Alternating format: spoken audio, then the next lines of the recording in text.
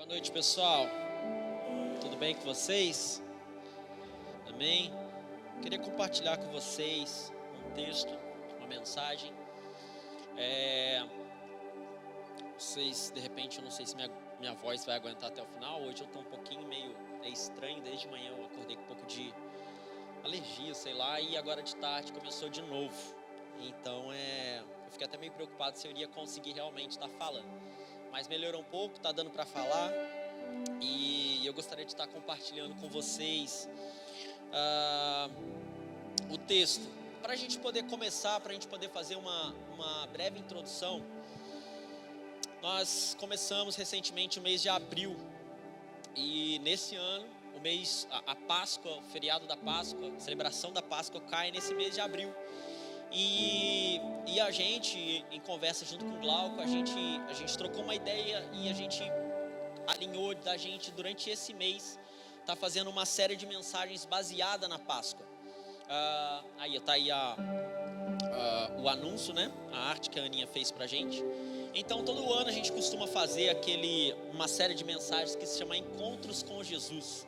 E nesse Encontros com Jesus a gente já falou sobre diversas pessoas, já falamos sobre Nicodemo, já falamos sobre Zaqueu, eu não me lembro de todos. Eu lembro que eu já ministrei uma vez sobre Pedro. E a gente costuma falar, pelo menos uma vez no ano a gente faz essa série de mensagens Encontros com Jesus. E nesse ano a gente resolveu trazer para esse mês especial de Páscoa. E a gente criou então a série de mensagens Encontros com Jesus especial de Páscoa. Vai ser durante 4 semanas, durante esses 4 domingos de abril, a gente vai estar falando um pouco das conversas que Jesus teve antes do momento da morte e ali da ressurreição, as conversas que ele teve, das palavras que Jesus mencionou, dos encontros que ele teve com algumas pessoas e que foram marcantes e que ficaram lições para nós até os dias de hoje. Então, durante esses 4 domingos, a partir de hoje até o último dia, que se eu não me engano é dia 27 de abril, a gente vai estar falando sobre Encontros com Jesus, uma série especial de Páscoa, tá bom? Então, para a gente começar a primeira mensagem da série, eu gostaria de estar convidando você para estar abrindo a sua Bíblia, o seu dispositivo, ou você pode estar acompanhando através da projeção, o Evangelho de João, capítulo 13, a partir do versículo número 1, a gente vai estar lendo até o versículo 15. Então, abre a sua Bíblia aí, João 13, versículo do 1 até o 15. Pessoal da mídia, eu vou estar lendo na NVT, para que aquele pessoal que acompanhe pela projeção consiga acompanhar de uma forma junto da minha leitura. Vamos lá então, João capítulo 13, a partir do verso 1, diz assim: Antes da festa da Páscoa, Jesus sabia que havia chegado sua hora de deixar esse mundo e voltar para o Pai. Ele tinha amado seus discípulos durante seu ministério na terra e os amou até o fim. Estava na hora do jantar e o diabo já havia instigado Judas, filho de Simão Iscariotes, a trair Jesus. Jesus sabia que o Pai lhe dera autoridade sobre todas as coisas e que viera de Deus e que voltaria para Deus. Assim, levantou-se da mesa, tirou a capa e enrolou uma toalha na cintura. Depois, derramou água numa bacia e começou a lavar os pés dos seus discípulos, enxugando-os com a toalha que estava em sua cintura. Versículo 6, Jesus chegou a Simão Pedro e este lhe disse: O Senhor vai lavar os meus pés? Jesus respondeu: Você não entende agora o que estou fazendo, mas algum dia entenderá. Lavar os meus pés? De jeito nenhum, respondeu Pedro. Jesus respondeu: Se eu não lavar, você não terá comunhão comigo. Simão Pedro exclamou: Senhor, então lave também minhas mãos, minha cabeça e não somente os pés. Jesus respondeu: A pessoa que tomou banho completo só precisa lavar os pés para ficar totalmente limpa. E vocês estão limpos, mas nem todos. Pois Jesus sabia quem o trairia. Foi a isso que se referiu quando disse: Nem todos vocês estão limpos. Depois de lavar os pés deles, Jesus vestiu a capa novamente, retornou ao seu lugar e perguntou: vocês entendem o que fiz? Vocês me chamam mestre e senhor, e têm razão, porque eu sou. E uma vez que eu, seu senhor e mestre, lavei seus pés, vocês devem lavar os pés uns dos outros. Eu lhes dei um exemplo a ser seguido. Façam como fiz a vocês. Feche seus olhos, vamos orar mais uma vez. Deus, obrigado pela tua palavra lida nessa noite. Que essa palavra, como o Glauco já orou, Pai, encontre um terreno fértil em nossos corações. Que essa palavra possa trazer lições aos nossos corações. E que depois de sairmos aqui, ó Pai, durante esse dia e durante essa semana e durante esse mês em que estaremos falando a respeito da Páscoa, ela encontre terra fértil no nosso coração e que realmente ela faça frutos, ó Pai, faça brotar frutos e que gere resultados no nosso coração. É o que pedimos, agradecemos, em nome de Jesus, amém.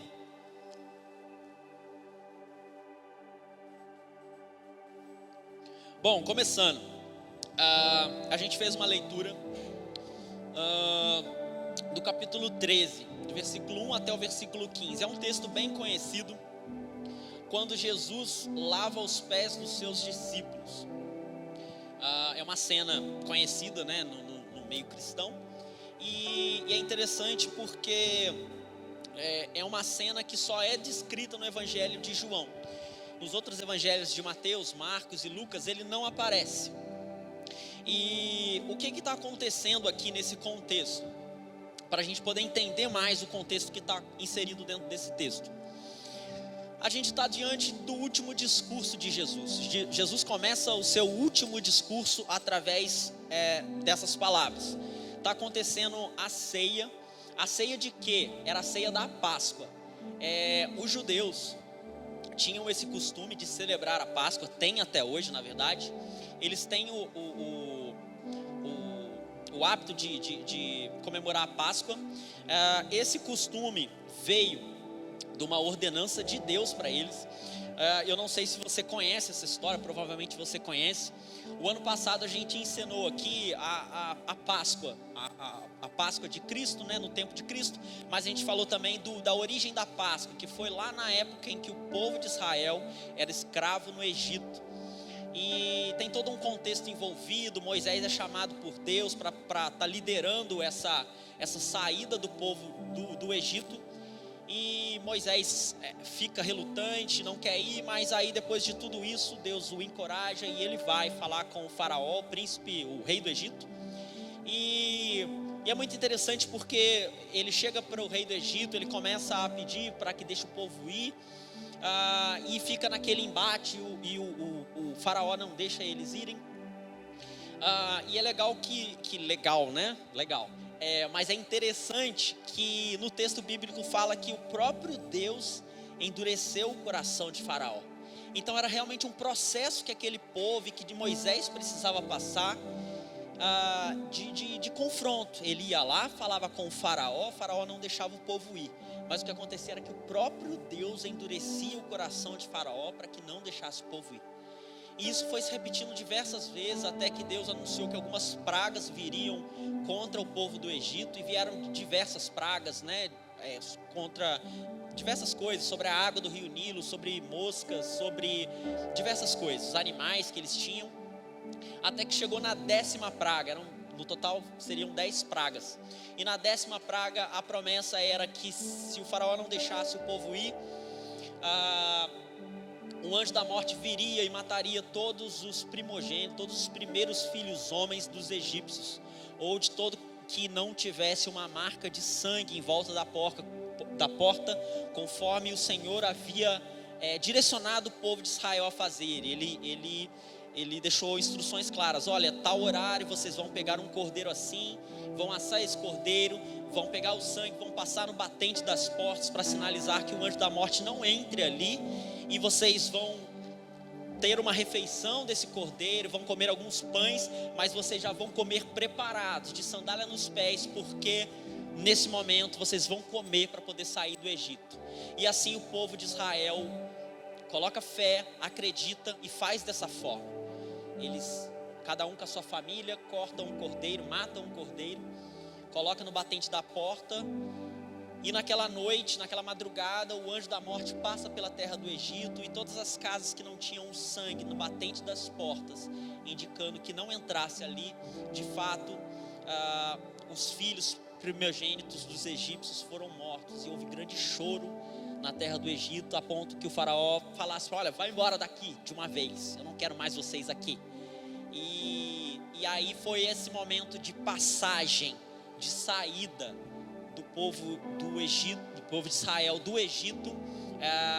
É comemorado essa libertação da escravidão que o povo de Israel vivia no Egito, e essa passagem é que ficou conhecida como Páscoa. Essa é a origem da Páscoa. E então Deus ordenou que a cada ano o povo de Israel deveria relembrar e rememorar aquela Páscoa, aquela saída do povo de Israel do Egito, se libertando da escravidão. E todos os anos eles comemoram ainda a Páscoa, porque é uma ordenança bíblica para os judeus. E o que a gente vê aqui é, nessa época do ano, eles estavam comemorando a Páscoa. Então eles iam começar a comemorar a Páscoa, na verdade. Se a gente fosse trazer para a nossa realidade de hoje, era como se fosse a quinta-feira à noite. Era uma quinta-feira à tarde, quinta-feira à noite, ia começar a sexta-feira santa, ia começar o sábado, o domingo da Páscoa. Então era dias de festa, de celebração, por conta dessa memória que eles faziam. E o que acontece? Eles estavam um pouco antes, um dia antes da Páscoa. Jesus e seus discípulos estão jantando juntos, estão numa ceia juntos. E aí é o que a gente conhece como Santa Ceia, E a gente vê até em quadros a figura da Santa Ceia sendo exposta. Foi esse momento em que Jesus se encontra na última ceia, no último momento que ele está com seus discípulos reunidos, até Judas estava ali. E aí ele começa a discursar, ele começa a falar, ele começa com uma série de orientações, uma série de direções, falando do que iria acontecer. Nem sempre, você vai ver, mas nem sempre os discípulos entendiam o que ele estava falando, questionavam a Jesus, mas eram as últimas palavras que Jesus estava direcionando a eles. Todo esse trecho da última ceia está relacionado ao capítulo 13, 14, 15, 16 e 17 do Evangelho de João. Então no capítulo 13 ele vai falar a respeito aqui, ele vai lavar os pés dos discípulos, e depois vai ter mais um trecho. No 14 ele vai falando sobre a vinda do Espírito Santo. No 15 ele vai falando sobre a videira, que Jesus é a videira, que vocês são os ramos. Ele vai falando a respeito disso, até chegar no 17, que é uma oração de Jesus. Você pode, durante essa semana, se preparando para a Páscoa de verdade que está chegando, a nossa Páscoa que nós comemoramos hoje. Se você começar amanhã, a gente vai começar com o capítulo 13 aqui, mas a gente não vai ler ele todo. Não lemos ele todo. Mas se você começar amanhã no capítulo 13 de João, e cada dia você lê um capítulo durante essa semana, na sexta-feira você vai ter lido o capítulo 17. E você vai entender essa última ceia, as palavras de Jesus que ele direcionou aos seus discípulos. Eu encorajo você a fazer isso durante essa semana. E é muito interessante esse contexto da última ceia. Como eu falei aqui, João é o único que menciona isso. Ele fala sobre a última ceia. E eu escolhi esse texto para a gente começar hoje a série de mensagens, porque hoje é a noite de uma ceia. A gente vai estar ceando daqui a pouco. E essa foi a última ceia que Jesus viveu, e hoje a gente está podendo rememorar esse momento. Mas a ceia que de fato aconteceu naquela época de Jesus, todos os outros evangelhos, Mateus, Marcos e Lucas, eles falam aquilo que a gente costuma ouvir quando a gente está falando na ceia. Na noite em que o Senhor Jesus foi traído, ele tomou do pão, e tendo dado graças, e pegou do cálice. Eles comentam, eles falam de como aconteceu a ceia. João escolhe fazer diferente. João fala assim, os outros três, ou ele não conhecia os três, mas Mateus, ele é super detalhista. Ele vai estar falando sobre a ceia, ele vai estar falando sobre os elementos. Eu quero falar do que estava acontecendo no momento da ceia. Eu quero falar do que Jesus falou, das reações que nós tivemos quando Jesus falou a respeito daquilo. Então João resolve ir para outro lado a respeito da última ceia. Ele não falou da refeição em si, ele não falou dos elementos do vinho e do pão. Ele resolveu falar das conversas, dos encontros que Jesus propôs naquele momento. E é através disso que nós vamos estar falando nessa noite. Para a gente poder começar a entrar na nossa mensagem, eu gostaria de fazer uma pergunta para você. Você não precisa responder em voz alta, mas pensa aí e responde para você. Você já lavou o pé de alguém? De filho não conta, gente. De filho não conta. Apesar de vez em quando tem uns pezinhos preto para lavar, mas de filho não conta. Mas a pergunta é: você já lavou o pé de alguém? É uma cena um pouco diferente, né, de se ver, de se fazer. Mas vamos lá. Versículo 1 diz o seguinte: antes da festa da Páscoa. Antes da festa da Páscoa. Eu já expliquei sobre Páscoa. No meu esboço aqui está falando sobre a origem da Páscoa e está falando a respeito de que a Páscoa era a comemoração do povo de Israel da libertação do Egito. Então vamos lá, continuando. Antes da Páscoa, Jesus sabia que havia chegado sua hora de deixar esse mundo e voltar para o Pai. Ele tinha amado seus discípulos e os amou até o fim. Estava na hora do jantar. Eu fiz alguns recortes aqui, tá? Tanto do primeiro versículo como do segundo. Então, o que a gente resume isso? Jesus sabia, olha só, 3 pontos. Jesus sabia que estava chegando a sua hora. Ele amava os seus discípulos e estava na hora do jantar. Isso representou e mostrou para Jesus uma oportunidade perfeita. Eu preciso fazer alguma coisa que expresse para eles o quanto eu os amei nesse tempo que eu tive aqui. Então Jesus estava sabendo que estava chegando a hora. Em breve ele seria preso, ele seria açoitado, ele seria morto. Ele ressuscitaria, mas ele passaria por esse momento de sofrimento, de morte. Segundo ponto, ele amou seus discípulos, e no texto diz que ele os amou até o fim. Então esses 3 anos que Jesus passou com esses homens, com esses discípulos, foi um tempo que Jesus amou esses discípulos de forma profunda e os amou até o fim. E aí ele percebe essa cena, então: poxa, meu tempo está acabando, eu amo essas pessoas e amo até o fim. Está na hora do jantar, eu acho que eu preciso fazer alguma coisa. E aí então o texto no versículo 4 e 5 diz o seguinte: assim ele levantou da mesa, tirou a capa e enrolou numa toalha na cintura. Versículo 5: derramou água numa bacia e começou a lavar os pés dos discípulos. E aqui vale a pena a gente falar um pouco sobre a lavagem dos pés na cultura em que eles viviam. A lavagem dos pés era algo comum na cultura judaica que eles viviam naquela época.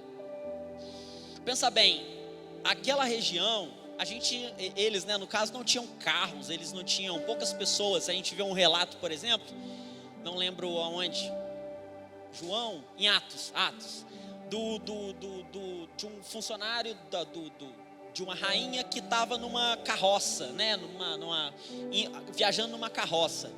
E aí algumas pessoas tinham uma carroça, ou então viajavam a cavalo, ou então tinha alguma outra forma de locomoção. Mas a maior parte das pessoas percorriam aquelas distâncias, às vezes grandes distâncias, a pé. E era uma terra empoeirada, não tinha calçamento. Então as pessoas iam através de estradas de terra, com pedras. Então os pés normalmente estavam sujos de todo aquele caminho.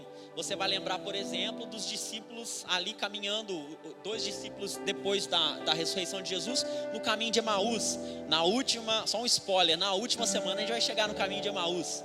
Então, voltando para hoje, a gente chega nesse contexto, eles andando no caminho, e esse caminho empoeirado, esse caminho que era comum naquela região.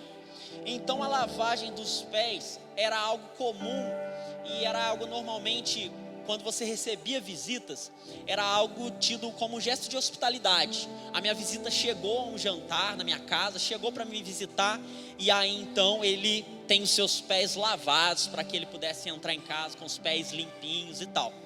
Você deve lembrar que Simão tem um trecho em Lucas 6 ou 7, eu não anotei aqui, acho que é 7. Lucas 7, Simão, o fariseu, convidou Jesus para um jantar. E nesse jantar chegou uma mulher e quebrou um vaso. É muito do trecho que o Glauco falou, né? Só que nesse caso era dos pés. Chegou uma mulher, quebrou um vaso aos pés de Jesus, chorava e enxugava com os cabelos. E o Simão falou assim: que desperdício. essa mulher gastando esse dinheiro para poder jogar nos pés de Jesus, para ficar chorando nos pés dele. Ele não falou isso, na verdade ele pensou, se eu não me engano era isso. E aí Jesus fala assim: olha, Simão, deixa eu te falar uma coisa, quando eu entrei na sua casa, nem meus pés você lavou. Então a gente vê o contexto que era na época, de que de fato os pés era um costume se lavar. Quando você recebia uma visita, se lavava os pés. Mas tinha um detalhe: essa tarefa de se lavar os pés do visitante que estava chegando, era uma tarefa servil, era uma tarefa de servo, principalmente reservada para os escravos da casa. Então, poxa, eu recebi uma visita, eu chamava um escravo, um servo da minha casa, lava os pés da visita porque ela quer entrar em casa com o pé limpo. E ele ia lá, se prostrava e lavava os pés daquela visita que estava chegando. Esse era o trabalho feito pelo escravo daquela casa, daquele servo. E aí então a gente entende o contexto em que Jesus chegou. Ele se colocou no lugar que era reservado para servos, para escravos, ao fazer isso com seus discípulos. Os discípulos estavam no jantar, tinham acabado de chegar no jantar. Vocês acham que eles chegaram com o pé limpinho? Não chegaram, eles chegaram com o pé meio sujo. E aí Jesus coloca no lugar de servo, de escravo entre eles, de servo entre eles, e começa a lavar os pés. E aí no versículo 6 e 7, Pedro vem e questiona: o Senhor vai lavar os meus pés? Jesus responde: você não entende agora o que eu estou fazendo, mas um dia entenderá. Eu lendo esse texto, essa frase de Jesus, assim meio que, você não está entendendo agora, Pedro, mas um dia você vai conseguir entender. Me remeteu muito, parece que Jesus está refletindo aquele lance lá de João Batista, quando Jesus chega para ser batizado, e João Batista falou assim: te batizar? Capaz mesmo, eu não posso desatar suas sandálias. E aí Jesus, tipo assim, meio que deixa acontecer assim, tem que ser assim. Talvez você não esteja entendendo agora, mas é a vontade do meu Pai. As coisas precisam acontecer desse jeito.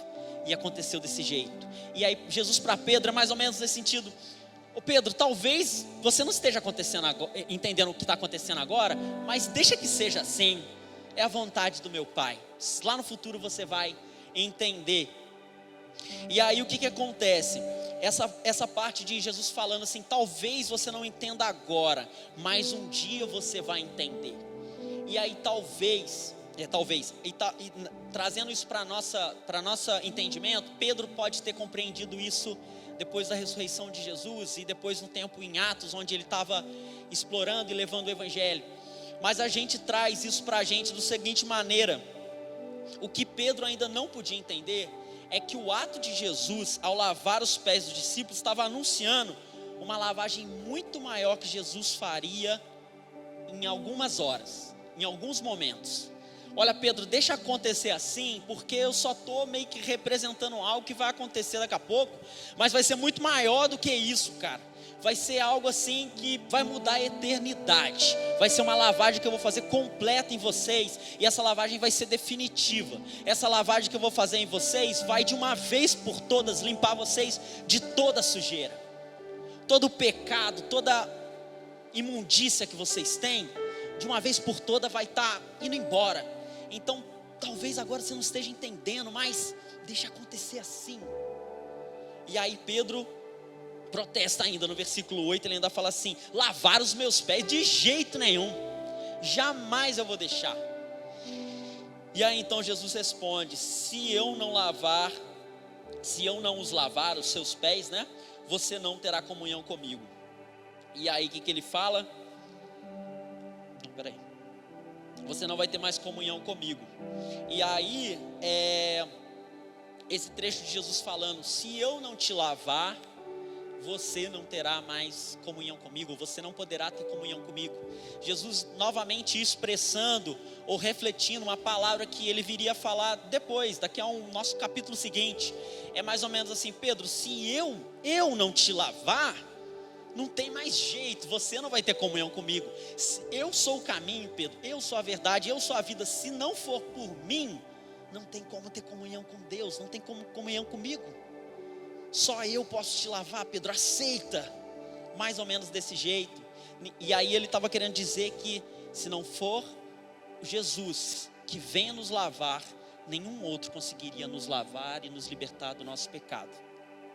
Agora há pouco a gente cantou, e abrindo um parênteses, como é bom hoje, por exemplo, eu passei para o Luquinha no começo da semana a respeito da nossa série de mensagens que a gente vai estar começando durante esse mês. Eu falei assim, cara, a gente vai falar sobre Páscoa, vamos tentar cantar a respeito disso.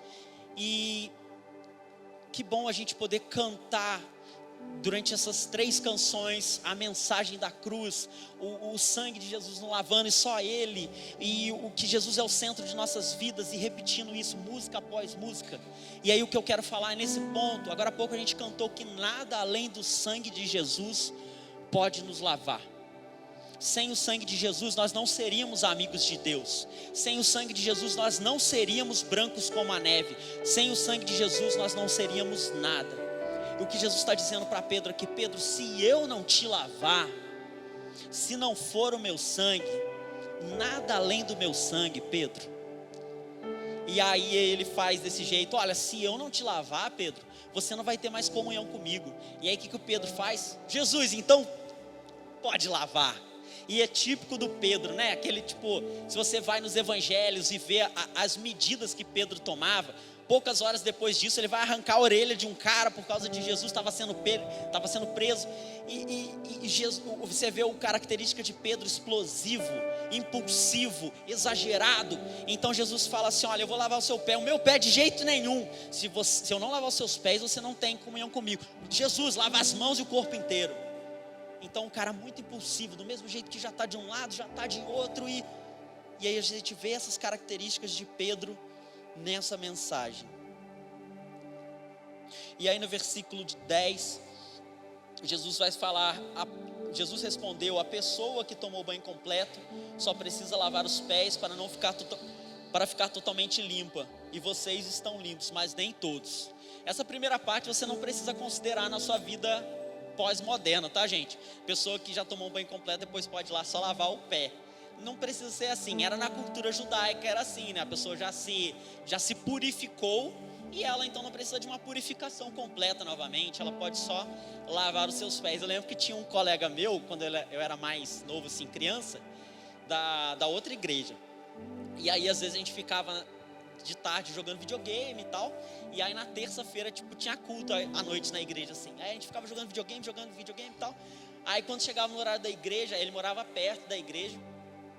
Aí falava assim: pô, vamos lá então, não sei o que. Ele falou assim: peraí, cara, eu vou lá só lavar o pé. Aí chegava lá, lavava o pé, e a gente ia embora para a igreja. E ele tinha entendido o contexto de Pedro.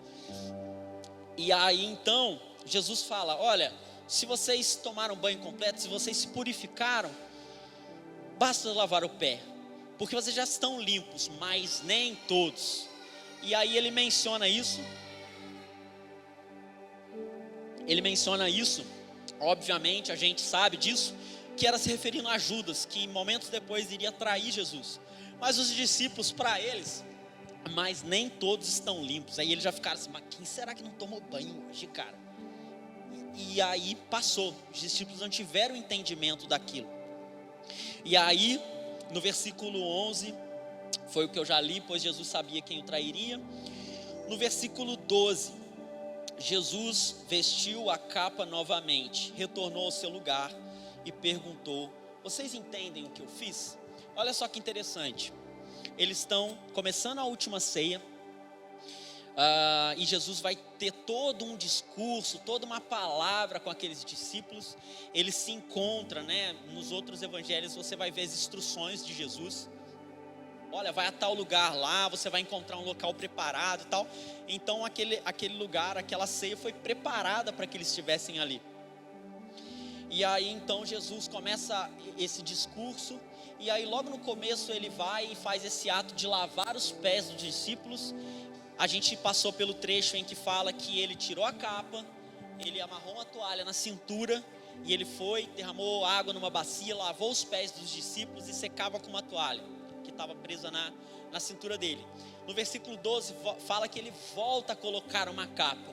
Olha Jesus indo no lugar de servo para lavar o pé dos discípulos, e agora no versículo 12 ele voltando para a sua posição de autoridade para começar a ensinar algo que eles precisavam aprender. E aí Jesus volta, coloca a capa, E aí no versículo 13 ele vai falar: vocês entendem o que eu fiz? Sendo eu mestre e senhor, lavei seus pés. Eu lhes dei um exemplo a ser seguido. Faça como eu fiz a vocês. Jesus, nesse momento, então, ele se declara mestre e senhor. Na verdade, os discípulos chamavam ele, né? No versículo ali vai falar: vocês me chamam de mestre e senhor.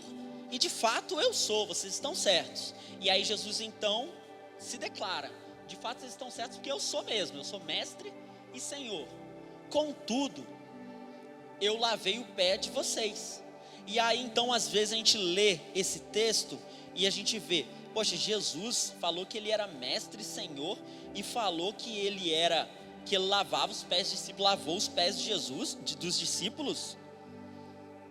E aí a gente confunde a nossa cabeça às vezes, mas a gente tem que entender que uma afirmação de Jesus não anula a outra.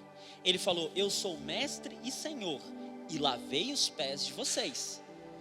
Tá, mas Jesus, mestre e senhor, lavou os nossos pés. Lavar os nossos pés, beleza, mas não teria um mestre e senhor. Tá, Jesus pode ser mestre e senhor, mas ele lavando os nossos pés. Então às vezes a gente não consegue observar numa mesma frase uma pessoa de autoridade que se dispusesse a chegar num lugar de servo e lavar os pés dos discípulos. Jesus, com todo o seu poder e autoridade, tomou uma posição de humildade, de servo. A Bíblia nos fala que Jesus era manso e humilde. Ele tomou uma posição de humildade. E quanto mais a nós, se Jesus, mestre e senhor, tomou uma posição humilde, uma posição de servo para lavar os pés dos seus discípulos, quanto mais nós, que somos falhos, que somos pecadores, quanto mais nós devemos adotar uma postura humilde e de servo a cada dia, de serviço uns aos outros. Entre nós não deve haver uma ideia de que uma pessoa é maior do que a outra. Aquela pessoa ali, ele é diácono, ou ele é o pastor. E não, nós somos todos iguais, nós somos todos irmãos. E a gente não pode ficar com essa característica de eu sou mais elevado e você é menor. Não, nós somos todos irmãos, e por isso nós devemos prestar serviço, humildade uns aos outros. É isso que Jesus queria nos mostrar. Nós, como os meros mensageiros de uma mensagem muito maior do que nós, a mensagem que nós temos para levar, para carregar o Evangelho, é uma mensagem muito maior do que nós, que ultrapassa as nossas vidas.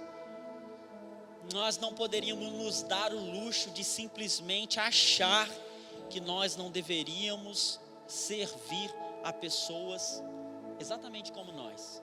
Talvez com as características físicas um pouco diferentes de você, mas ela é igual a você. Ela é um ser humano, ela é criada por Deus, ela é filho de Deus, assim como você. Então nós somos meros mensageiros, transmissores de uma mensagem. Não deveríamos nos dar o luxo de achar que nós somos superiores e que não deveríamos servir aos outros. Olha só o que Paulo, a gente já está concluindo, porque a gente tem a ceia também para poder fazer. Olha só o que Paulo declara no capítulo 2 de Filipenses, do versículo 3 até o versículo 11. Agora há pouco o Glauco falou a respeito disso também. Palavras de Paulo: não sejam egoístas, nem tentem impressionar ninguém. Sejam humildes e considerem os outros mais importantes que vocês. Não procurem apenas os próprios interesses, mas preocupem-se também com os interesses alheios. Tenham a mesma atitude demonstrada por Cristo Jesus. Olha só, a partir daqui, tenham a mesma atitude demonstrada por Cristo Jesus. Embora sendo Deus, não considerou que ser igual a Deus fosse algo a que devesse se apegar. Em vez disso, esvaziou a si mesmo, assumiu a posição de escravo, de servo, e nasceu como ser humano. Quando veio em forma humana, humilhou-se e foi obediente até a morte. Não era qualquer morte, morte de cruz. Por isso Deus o elevou ao lugar de mais alta honra e lhe deu um nome que está acima de todos os nomes, para que ao nome de Jesus todo joelho se dobre, nos céus, na terra e debaixo da terra, e toda língua declare que Jesus Cristo é o Senhor, para a glória de Deus, o Pai. Amém? Então, o que fica de lição para a gente? O próprio Jesus, no versículo 15, ele vai dizer: eu lhes dei um exemplo a ser seguido, façam como eu fiz. Então o que fica para a gente é: se Jesus, sendo mestre e Senhor, pôde se tornar um servo, como disse a palavra de Paulo, não considerou que o fato de ser Deus fosse algo que ele devia se agarrar, mas tomou uma posição de servo e veio como ser humano, que a gente tenha a mesma atitude de Jesus, o mesmo posicionamento de Jesus, de servos, de humildade. Você lembra da pergunta que eu fiz no início? Lembra? Você já lavou o pé de alguém? Sim ou não? Talvez hoje você não vai sair por aí lavando o pé das pessoas, e de repente você está lá no seu trabalho: deixa eu lavar o seu pé. Ou então você está na sua faculdade, vai fazer isso, ou sei lá, na rua você vai lavar o pé das pessoas. Mas você pode lavar o pé de outras pessoas de outra forma. E a pergunta que fica agora é a seguinte, para você pensar durante essa semana: de que forma você pode lavar os pés das pessoas? Qual é a forma que hoje você pode trazer essa ideia de humildade, de serviço e lavar os pés das pessoas? Não precisa colocar uma toalha na cintura e nem encher uma bacia de água, mas pode ser com seu tempo, pode ser com seu dinheiro, pode ser através de uma coisa que você tenha, pode ser através de uma refeição. De que forma você pode lavar os pés das pessoas hoje? E uma coisa que eu estava fazendo o esboço dessa semana e rascunhei lá, e até fica uma coisa para a gente, Glauco. Eu coloquei isso lá e a gente pode tomar como base. Durante todas essas mensagens que a gente vai estar falando sobre a Páscoa, a gente vai ter, para a gente não viver a sua Páscoa, sabe aquele domingo de Páscoa, o almoço com a família? A Páscoa, ela precisa representar algo maior. A Páscoa precisa trazer para nós algumas lições, algumas memórias. A gente precisa pensar mais na Páscoa. Então o desafio dessa primeira semana: procure uma forma que você possa servir a outras pessoas. Desafio da primeira semana: procure durante essa semana uma forma que você possa servir a outras pessoas. Feche seus olhos. Eu convido você a estar pensando por alguns minutos. Como que tem sido o seu coração? Se você tem adotado uma postura de servo, de humildade, ou se em alguma área da sua vida você tem se tornado orgulhoso, altivo.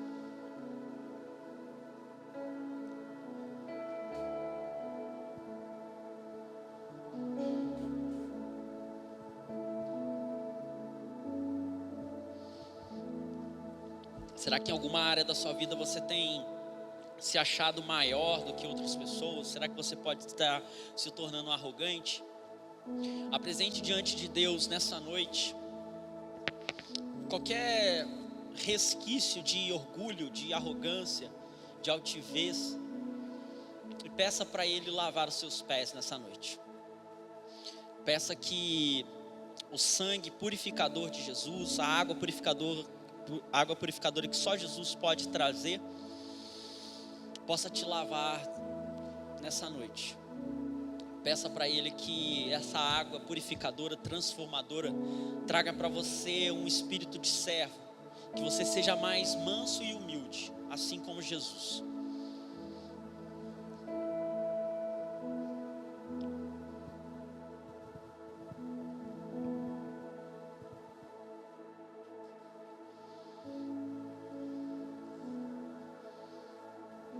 Continue fazendo uma oração silenciosa, pensando. Nós vamos cantar uma canção e você pode estar meditando nessa letra, que ela possa falar ao seu coração também, possa te ajudar nesse momento de reflexão.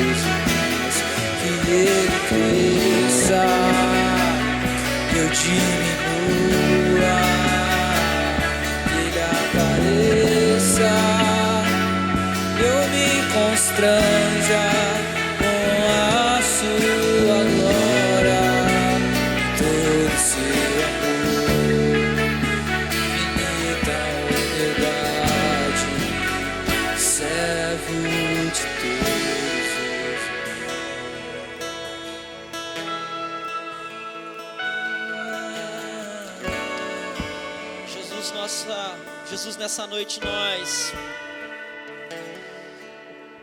nos achegamos a Ti e clamamos, pedimos para que o Senhor tenha compaixão de nós.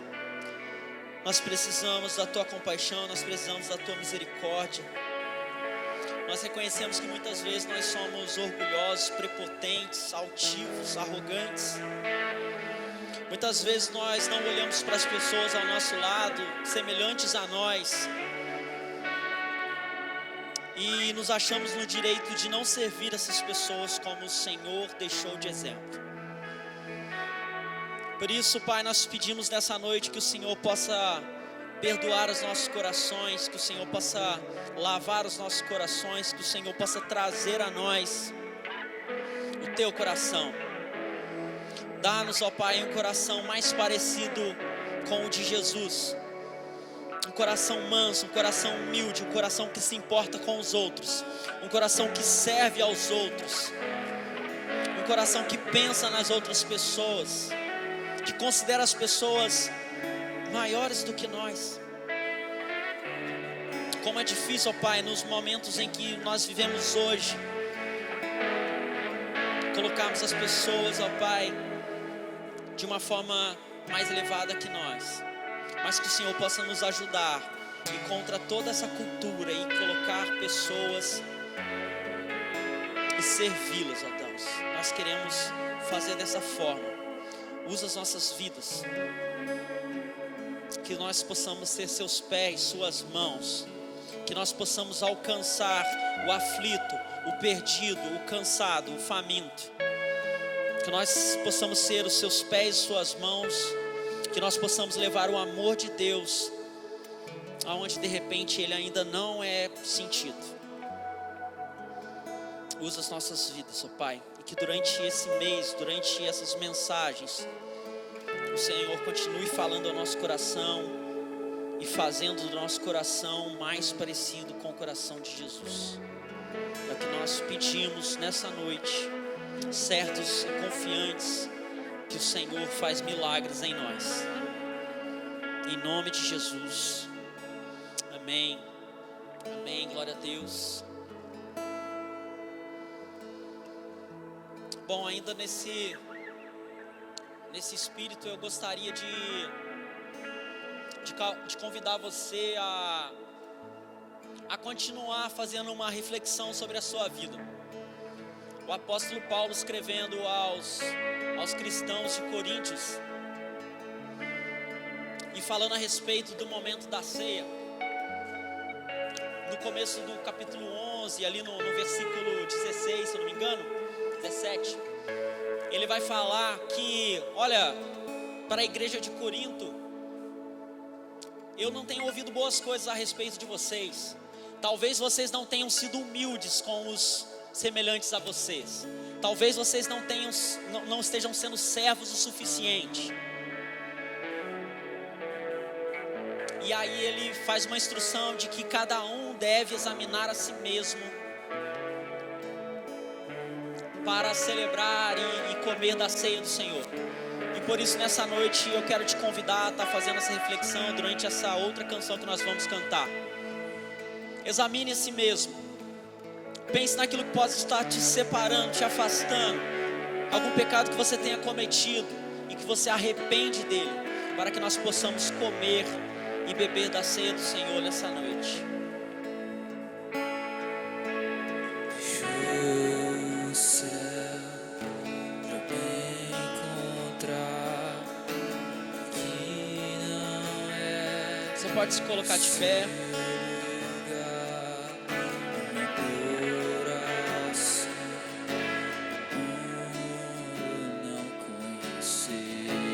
Algumas pessoas vão estar distribuindo alguns elementos e você pode se servir.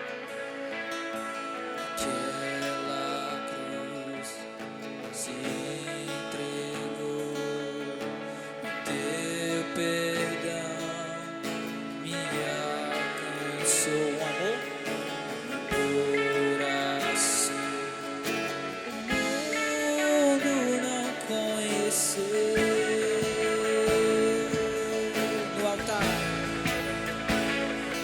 No altar de adoração, seja sempre exaltado, Jesus.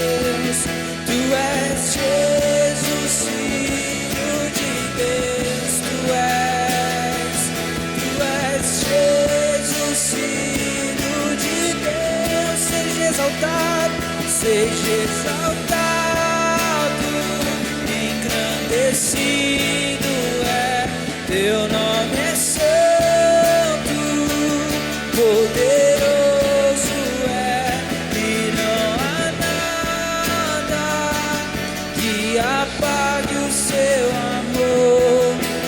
Cruz me libertou, cruz me libertou, cruz me libertou, cruz me libertou, a cruz me libertou, cruz me libertou, cruz me libertou, cruz me libertou.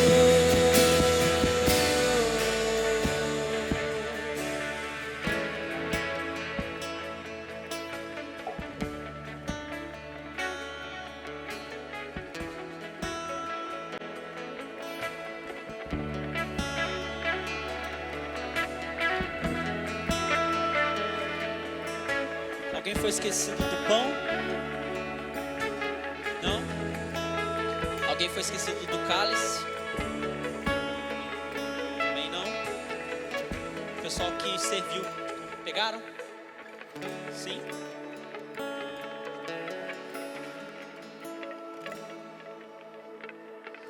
Uma coisa que eu sempre gosto de falar quando eu tenho a oportunidade de fazer a ceia, né, de celebrar a ceia junto com vocês, é uma coisa que eu aprendi com o pastor Carlito, e eu acho isso faz toda a diferença. Jesus fala que nós deveríamos fazer isso, essa memória, essa lembrança, em memória dele, em memória de Jesus, de Cristo, da morte, da ressurreição de Cristo. E às vezes, por conta disso, por ser da morte de Jesus e também da sua ressurreição, às vezes a gente pode fazer isso com um tom mais. E aí o pastor Carlito costuma dizer: esse momento não é um momento de funeral, esse momento é um momento de festival. A gente tem que fazer um festival, uma festa com todas as nossas forças, porque nós não estamos aqui relembrando uma pessoa que somente morreu. Nós estamos aqui para comemorar e festejar uma pessoa que morreu sim, mas em 3 dias ressuscitou e trouxe para nós redenção, o perdão dos nossos pecados para toda a eternidade. Por isso, toda vez que você tomar da ceia, lembre-se, esse momento não é um momento de funeral, esse momento é um festival, e eu quero gritar bem forte quando acabar. Amém? Instruções de Paulo: pois eu lhes transmiti aquilo que recebi do Senhor. Na noite em que o Senhor Jesus foi traído, ele tomou do pão, agradeceu a Deus, partiu e disse: esse é o meu corpo que é entregue por vocês, façam isso em memória de mim. Todos juntos, comamos do pão.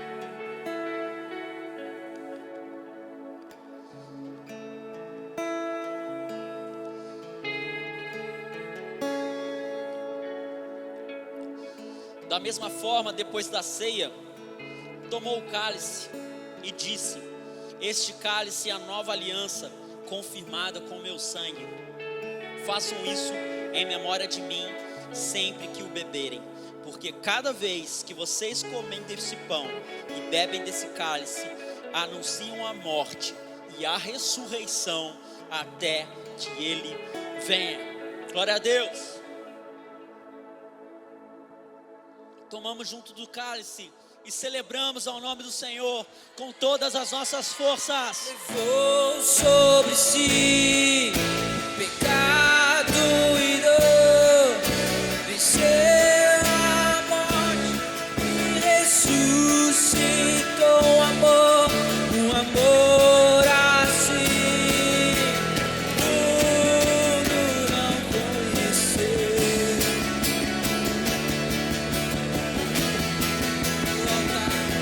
No altar de adoração,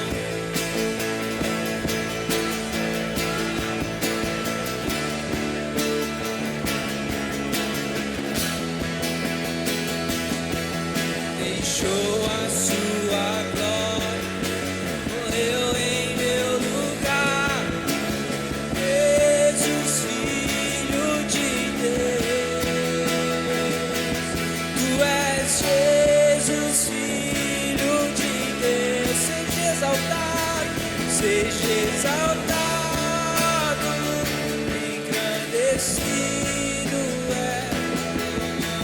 santo, poderoso é, e não há nada que apague o seu amor. Cruz me libertou, cruz me libertou, cruz me libertou. Seja exaltado, engrandecido, teu nome é santo, poderoso é, e não há nada que apague o seu amor. A cruz me libertou, a cruz me libertou, a cruz me libertou, a cruz me libertou, a cruz me libertou, a cruz me libertou, a cruz me libertou, a cruz me libertou.